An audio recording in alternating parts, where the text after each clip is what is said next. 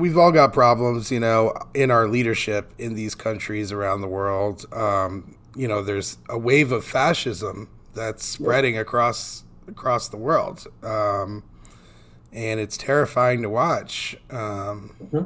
We saw, we just passed the 1/6 anniversary. Do you Hmm. remember where you were on 1/6? Wow. I do not. What was I doing? Probably at work, I, I I think. only And you I only probably. remember for myself because I was actually working on this show. I was having a meeting with my website designer, Uh, Generator Creative, and I was leaving, and I was about to get in my car, and I looked on Twitter to check before I started driving, hmm. and I saw a text message from my friend Aaron, who was like, "Yeah, people are storming the Capitol right now," and I was just like, "What? That can't be right," And yeah, sure enough, there was video of people storming the Capitol, and I'm just sitting there. I sat there for like an hour just watching footage. It escalated. So I remember I saw it too, but I saw first protest. I'm like, oh, okay, people protesting. That's normal. And then it's like, oh, they're going on the steps. I'm like, okay, that's normal. Well, they're having essentially a party outside. I'm like, okay, that's normal. And then it's like, okay, wait a minute, they're breaking down doors.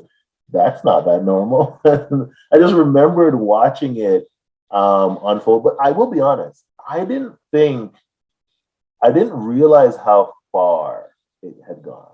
So like I saw people like taking stuff and I'm like, wow, those people are gonna go to jail. And I remember the officer who got hurt, like I remember seeing that. I'm like, oh, that's not good. Like somebody's gonna go to jail.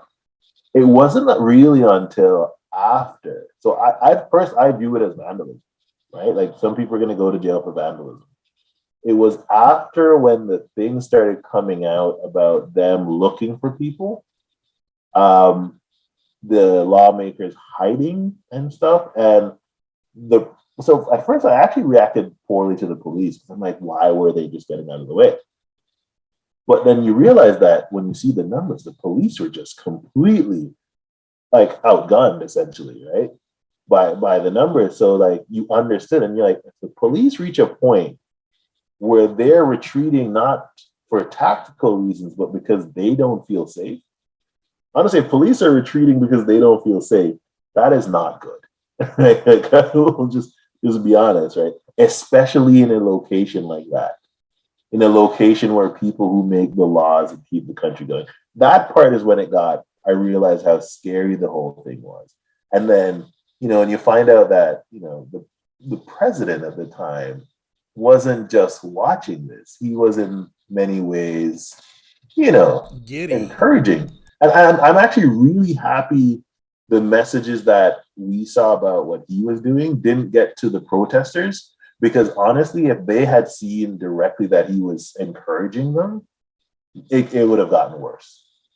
I think we saw it after where you'd see statements were released like, okay, here's what he was sending, memos and directives he was sending to officials.